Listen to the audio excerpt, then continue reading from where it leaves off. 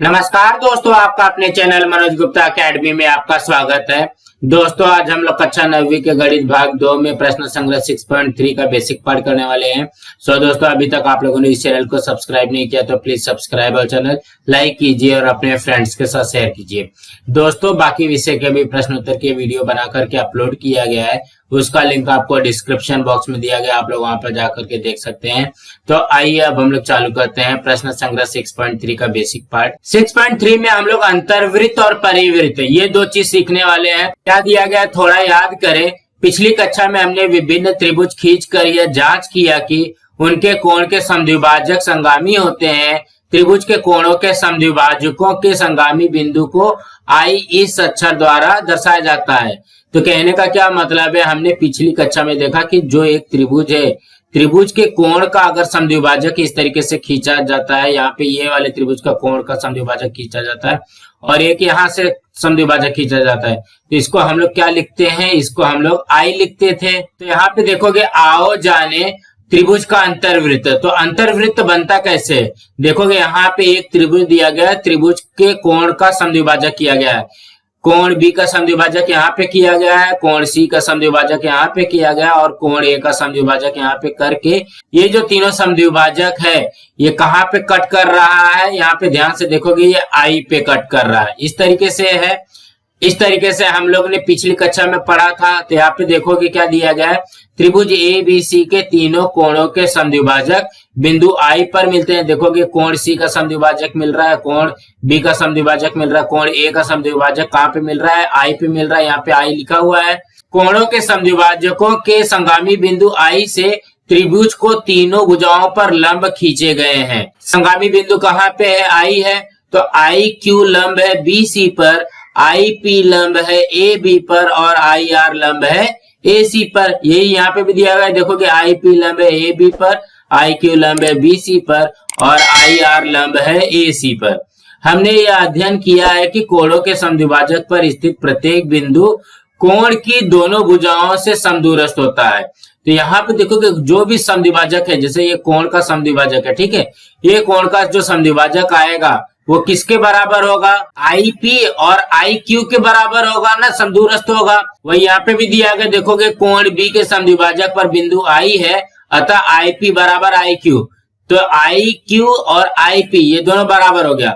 उसके बाद में कोण सी का जो समद्विभाजक रहेगा वो किसके बराबर होगा, आई क्यू और आई आर के बराबर होगा। यहाँ पे देखोगे आई पी बराबर आई क्यू और कोण सी के समद्विभाजक पर बिंदु आई है, अतः आई क्यू बराबर आई आर। अब मुझे बताओ, देखोगे आई पी जो है आई क्यू के बराबर है और आई क्यू जो है आई आर के बराबर है। तो कहने का क्या मतलब है, आई पी आई क्यू और आई आर तीन के तीनों बराबर हो जाएंगे। यहाँ पे देखोगे इसलिए लिखा हुआ है आई पी बराबर आई क्यू बराबर आई आर होता है। अब यहाँ पे देखोगे आई पी आई आर और आई क्यू ये तीन के तीनों अगर बराबर बराबर है तो ये इसका मतलब ये क्या हो गया, ये इसकी त्रिज्या बन जाएगी और आई आर को त्रिज्या मान करके हम लोग यहाँ पे एक अंतर्वृत्त बना देंगे। इसी को कहा जाता है अंतर्वृत्त। देखोगे यहाँ पे भी वही लिखा है, बिंदु आई या त्रिभुज के तीनों भुजाओं अर्थात ए बी ए सी तथा बी सी से समदूरस्थ है। देखोगे यहाँ पे बिंदु आई है, आई पी आई आर और आई क्यू ये तीन के तीनों क्या है, बराबर बराबर दूरी पे है ना। तो हम लोग क्या बोल सकते हैं कि ए बी बी सी और ए सी से समान दूरी पर है, इसलिए बिंदु आई को केंद्र मानकर तथा आई पी त्रिज्या लेकर के, इसको केंद्र मान लिया और आई पी त्रिज्या लेकर के इस तरीके से एक वृत्त खींच देंगे। खींचा गया वृत्त त्रिभुज की भुजा ए बी ए सी तथा बी सी को अंतः स्पर्श करता है, तो ऐसे वृत्त को त्रिभुज का अंतर्वृत्त कहते हैं। अब हम लोग यहाँ पे अंतर्वृत्त बनाना सीखते हैं। क्या बोला गया, त्रिभुज के अंतर्वृत्त की रचना कीजिए। तो इसके उदाहरण में क्या दिया गया है, त्रिभुज पी क्यू आर के अंतर्वृत्त की रचना कीजिए, जिसमें पी क्यू 6 सेंटीमीटर है, कोण क्यू 35 अंश है, क्यू आर 5.5 सेंटीमीटर है। यहाँ पे देखोगे ये जो है ये क्या है, ये 35 अंश नहीं है, ये कितना है 65 अंश है। यहाँ पे प्रिंटिंग मिस्टेक है, ये है 65 अंश। देखोगे यहाँ पे 65 अंश का बना करके दिया गया। तो हम लोग क्या करेंगे, एक सबसे पहले क्या करेंगे, कच्ची आकृति बनाएंगे पी क्यू आर। यहाँ पे मैं बना देता हूं पी क्यू आर। अब पी क्यू कितना है, 6 सेंटीमीटर है। उसके बाद में कोण क्यू है 65 अंश और यहाँ पे क्यू आर दिया गया 5.5 सेंटीमीटर। इस तरीके से दिया गया है। तो यहाँ पे देखोगे सबसे पहले हम लोग एक कच्ची आकृति बनाएंगे पी क्यू आर। इसमें जो है पी क्यू 6 सेंटीमीटर है और यहाँ पे क्यू आर 5.5 सेंटीमीटर है और ये वाला कोण 65 अंश का है। उसके बाद में पहले कच्ची आकृति खींचकर उसमें दी गई जानकारी दर्शाइए, मतलब यहाँ पे हमको पहले कच्ची आकृति बना लेनी है। अब यहाँ पे रचना कैसे करेंगे हम लोग ये देखते हैं। तो पहला क्या दिया गया, दिए गए माप के आधार पर कोण पी क्यू आर की रचना कीजिए। पहले त्रिभुज की रचना करेंगे पी क्यू आर। तो यहाँ पे सबसे पहले पी क्यू खींचेंगे 6 सेंटीमीटर का, उसके बाद में यहाँ पे 65 अंश का कोण बनाएंगे और कोण बनाने के बाद में बिंदु क्यू से यहाँ पे चाप खींचेंगे 5.5 का। तो ये हमारा क्या बन जाएगा, पी क्यू आर बन जाएगा। अब किसी भी दो कोण का समद्विभाजक खींचिए। देखोगे यहाँ पे ये वाले कोण का समद्विभाजक खींचा है, ये वाली लाइन गई है, और यहाँ पे कोण Q का समद्विभाजक खींचा गया है, ये वाली लाइन गई है। फिर कोण समद्विभाजकों के प्रतिच्छेदन को बिंदु I नाम दीजिए, मतलब यहाँ पे जहां पे कटेगा ये क्या हो जाएगा, बिंदु I हो जाएगी। अब यहाँ पे क्या बोला गया, बिंदु, ये भी गलत छपा हुआ है। यहाँ पे आएगा बिंदु I से रेख PQ पर IM लंब खींचिए। देखोगे बिंदु I से ये PQ पर IM एक लंब खींचा। और पांचवा क्या करना है, IM त्रिज्या तथा I को केंद्र मानकर वृत्त खींचिए। मतलब यहाँ पे IM को त्रिज्या लेकर के इस तरीके से वृत्त खींच देना है, हमारा अंतर्वृत्त तैयार हो जाएगा। तो कहने का क्या मतलब है, सबसे पहले हमको एक PQR बना लेना है। PQR बनाने के बाद में दो कोण का समद्विभाजक करना है। दोनों कोण का जब समद्विभाजक हो जाएगा, जहां पे ये कटेगा ये इसको I नाम दे देंगे और यहाँ पे एक लंब खींचेंगे और उसी का माप लेकर के उसी को त्रिज्या मान करके एक वृत्त खींच देना है, हमारा अंतर्वृत्त तैयार हो जाएगा। और क्या बोला गया, इसे ध्यान में रखे, क्या है, त्रिभुज के तीनों भुजाओं को स्पर्श करने वाले वृत्त को उस त्रिभुज का क्या कहते हैं, अंतर्वृत्त कहते हैं। तो कहने का क्या मतलब है, ये त्रिभुज की तीनों भुजाएं हैं, तीनों भुजाओं को टच करके बनने वाली जो वृत्त होगी वो क्या हो जाएगी, अंतर्वृत्त हो जाएगी। उस वृत्त के केंद्र को अंतर्वृत्त केंद्र या तो अंतः केंद्र कहते हैं। जो यहाँ पे ये केंद्र बनेगा, मतलब ये जो I बनेगा वो क्या हो जाएगा, उसको क्या कहेंगे, अंतर्वृत्त केंद्र या तो अंतः केंद्र कहते हैं। अब परिवृत्त देखते हैं। तो थोड़ा याद करें, पिछली कक्षाओं में हमने विभिन्न त्रिभुजों की रचना कर जांच की थी कि त्रिभुज के भुजाओं के लंब समद्विभाजक संगामी होते हैं। त्रिभुज की भुजाओं के लंब समद्विभाजकों के संगामी बिंदु को C इस अक्षर से दर्शाते हैं। देखोगे PR पे लंब है और यहाँ पे QR पे लंब है, तो ये बिंदु किससे दर्शाया जा रहा है, C से दर्शाया जा रहा है। तो कहने का क्या मतलब है, जब हम लोग ने अंतर्वृत्त बनाया तो उसमें कोण का समद्विभाजक किया था, ठीक है। अंतर्वृत्त में किसका किया था, कोण का समद्विभाजक किया था। यहाँ पे परिवृत्त जब बनाना रहेगा हम लोग किसका करेंगे, भुजाओं का समद्विभाजक करेंगे। यहाँ पे ध्यान से देखोगे क्या बोला गया, आओ जाने त्रिभुज PQR की भुजाओं के लंब समद्विभाजक बिंदु C पर मिलते हैं। देखोगे PQR के जो भुजा है, QR का लंब समद्विभाजक बिंदु C पे मिल रहा है और PR का लंब समद्विभाजक किस पे मिल रहा है, बिंदु C पे मिल रहा है। अर्थात लंब समद्विभाजकों की संगामी बिंदु C है। मतलब ये जो लंब समद्विभाजक है उसका संगामी बिंदु क्या है, C है। तो यहाँ पे भी ध्यान से देखेंगे, जो PR का लंब समद्विभाजक रहेगा तो वो क्या हो जाएगा, PC, और यहाँ पे CR हो जाएगा। और इसके बाद में यहाँ पे QR का जो लंब समद्विभाजक है वो क्या हो जाएगा, QC, और यहाँ पे CR हो जाएगा। तो कहने का क्या मतलब है, PC बराबर आएगा CR और उसके बाद में QC बराबर आ जाएगा CR। तो हम लोग लिख सकते हैं कि PC बराबर CR बराबर QC, ऐसे आ जाएगा ना। तो ये जो तीन के तीनों भुजाएं हैं वो क्या हो जाएगी, बराबर बराबर हो जाएगी। तो ये बिंदु C से P की जो दूरी है इसको त्रिज्या लेकर के इस तरीके से PQR होते हुए हम लोग यहाँ पे एक वृत्त खींच देंगे। इसी को क्या कहा जाएगा, परिवृत्त कहा जाएगा। वही चीज यहाँ पे भी दिया गया है, त्रिभुज का परिवृत्त। त्रिभुज PQR को तीनों भुजाओं के लंब समद्विभाजकों का संगामी बिंदु C होता है। तो PC, QC और RC खींचिए। देखोगे यहाँ पे PC, QC और RC ये यहाँ पे खींचा गया है। हमने अध्ययन किया है कि रेखाखंड के लंब समद्विभाजक पर स्थित प्रत्येक बिंदु रेखाखंड के अंत बिंदुओं के समान दूरी पर होता है। इसलिए बिंदु सी यह रेख PQ के लमसम द्विभाजक पर स्थित है, इसलिए क्या हो जाएगा PC बराबर QC, यह कथन नंबर 1 हो जाएगा। और बिंदु सी यह रेख QR के लमसम द्विभाजक पर स्थित है, तो ये क्या हो जाएगा QC बराबर RC हो जाएगा, ये कथन नंबर 2 आ गया। तो PC, QC और RC ये क्या हो जाएगा विधान 1 और 2 से। देखोगे हमने यहाँ पे देखा था PC, CR और QC, ये CR को यहाँ पे क्या लिखा हुआ है RC लिखा है, बस इतना ही फर्क है।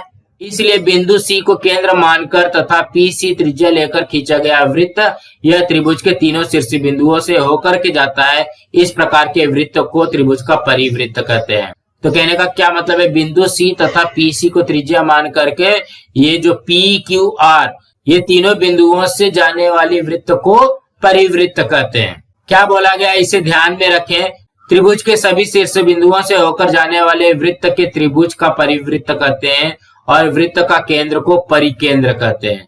तो कहने का क्या मतलब है, यहाँ पे एक त्रिभुज दिया गया है, त्रिभुज का ये वाला भुजा का लमसम द्विभाजक यहाँ पे हो जाएगा और ये वाले भुजा का लमसम द्विभाजक यहाँ पे हो गया, तो ये बिंदु क्या हो जाएगा, ये बिंदु C हो जाएगा ना। तो ये जो बिंदु कटेगा C ये क्या हो जाएगा, इसको क्या कहेंगे, परिकेंद्र कहेंगे। ठीक है, अंतर्वृत्त के केंद्र को क्या कहते थे, अंतः केंद्र कहते थे। परिवृत्त के केंद्र को क्या कहेंगे, परिकेंद्र कहेंगे। और ये जो बिंदु C से यहाँ पे ये जो लंब है इसको ये जो तीनों शीर्ष बिंदुओं से होकर के जाने वाले वृत्त को ही क्या कहेंगे, परिवृत्त कहेंगे। आओ जाने त्रिभुज के परिवृत्त की रचना करना। अब हम लोग इसमें रचना कैसे करेंगे, तो उदाहरण में क्या दिया गया है, त्रिभुज DEF के परिवृत्त की रचना कीजिए जिसमें DE 4.2 सेंटीमीटर, कोण D 60 अंश, कोण E 70 अंश। पहले कच्ची आकृति बनाइए, उसमें दी गई जानकारी दर्शाइए।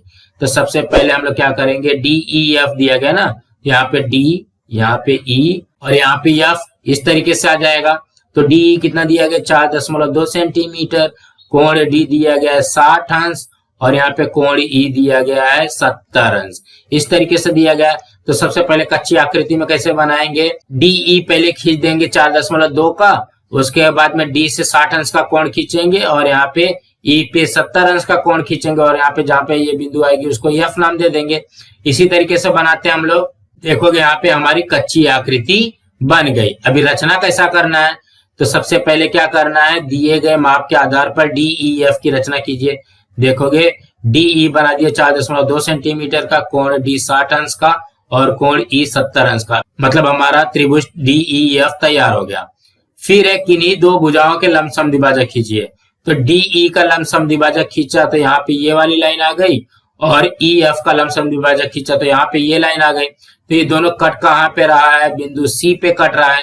तो क्या होगा, वे लमसम द्विभाजक जहां पे मिलते हैं उस बिंदु को C नाम दीजिए। और चौथे में क्या दिया गया, रेख CF खींचिए। देखोगे C से F एक लाइन हमको इस तरीके से खींच लेना, मतलब ये जो मेन बिंदु है इस पे और ये बिंदु C यहाँ पे गोला प्रकार का नोक रख करके CF को त्रिज्या मान करके इस तरीके से तीन के तीनों बिंदुओं से वृत्त खींच देना है। इसी को क्या कहेंगे, परिवृत्त कहेंगे। वही चीज यहाँ पे भी दिया गया, देखोगे CF त्रिज्या तथा C केंद्र लेकर के वृत्त की रचना कीजिए। ये वृत्त की रचना हमने कर लिया। अब यहाँ पे हमको कृति दिया गया है, विभिन्न माप वाले विभिन्न प्रकार के त्रिभुजों की रचना कीजिए, उनके अंतर्वृत्त तथा परिवृत्त खींचिए। मतलब हमको यहाँ पे त्रिभुज का प्रकार दिया गया है और उसका अंतर्वृत्त और परिवृत्त खींचना है। अपना निरीक्षण दिए गए तालिका में अंकित कीजिए तथा चर्चा कीजिए। मतलब यहाँ पे कहाँ पे आएगा, जैसे यहाँ पे बोला गया त्रिभुज के प्रकार में समबाहु त्रिभुज, समबाहु त्रिभुज का अंतर्वृत्त के केंद्र का स्थान कहाँ पे आएगा, त्रिभुज के अंतभाग में आएगा। और परिवृत्त के केंद्र का स्थान कहाँ पे आएगा, त्रिभुज के अंतभाग में ही आएगा। समद्विबाहु त्रिभुज में क्या हो जाएगा, अंतर्वृत्त के केंद्र का स्थान कहाँ पे आएगा, त्रिभुज के अंतभाग में। और परिवृत्त के केंद्र का स्थान कहाँ पे आएगा, त्रिभुज के अंतभाग या बाह्य भाग या त्रिभुज पर। उसी तरीके से विषम बाहु का कहाँ पे आएगा, अंतर्वृत्त का केंद्र त्रिभुज के अंतभाग में आएगा। और परिवृत्त के केंद्र का स्थान कहाँ पे आएगा, ये आएगा त्रिभुज के अंतः भाग या बाह्य भाग या त्रिभुज पर, त्रिभुज पर। तो कहने का क्या मतलब है, अंतः भाग का मतलब क्या होगा, जैसे ये त्रिभुज है ना, त्रिभुज के अंदर ही बनता है। किसका किसका? समबाहु त्रिभुज का, समद्विबाहु त्रिभुज का और विषमबाहु त्रिभुज का। अंतर्वृत्त का केंद्र का स्थान कहाँ पे हो जाएगा? त्रिभुज के अंदर ही रहेगा।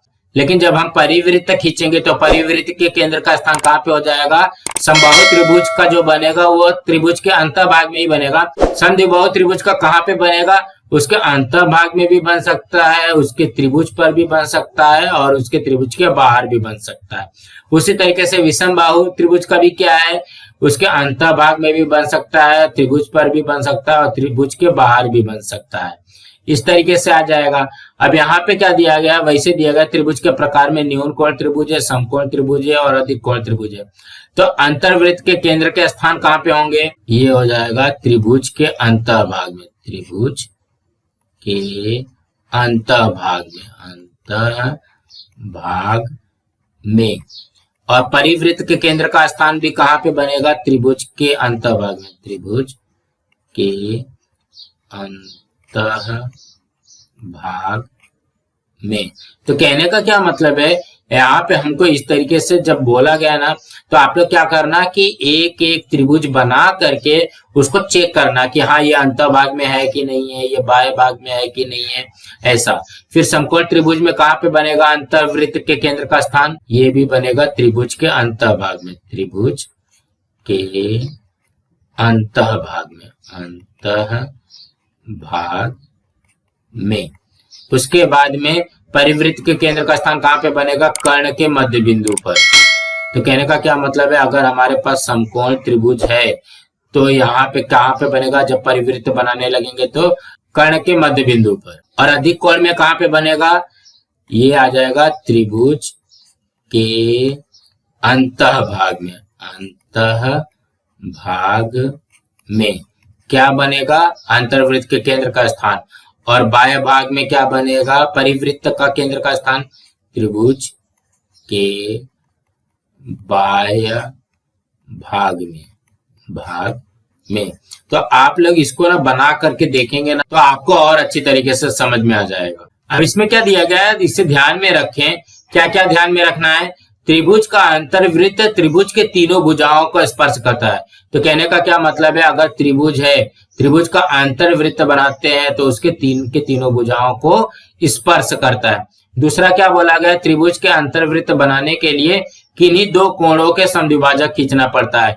अगर हमको यहाँ पे इस त्रिभुज का अंतर्वृत्त बनाना है तो कम से कम दो कोणों का समद्विभाजक खींचना पड़ेगा, तभी यहाँ पे ये बिंदु आएगी। तीसरा, त्रिभुज का परिवृत्त त्रिभुज के तीनों शीर्ष बिंदुओं से होकर के जाता है।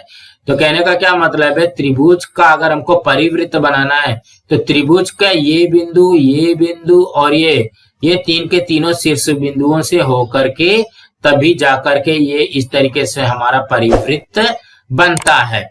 और क्या बोला गया? त्रिभुज का परिवृत्त बनाने के लिए उसकी दो भुजाओं के लंब समद्विभाजक खींचना होता है।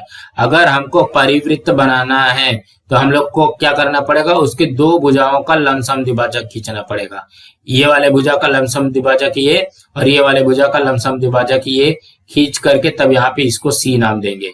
जिस तरीके से अंतर्वृत्त बनाने के लिए यहाँ पे दो कोण का समद्विभाजक खींचा था, यहाँ पे परिवृत्त बनाने के लिए दो भुजाओं का लंब समद्विभाजक खींचना पड़ेगा।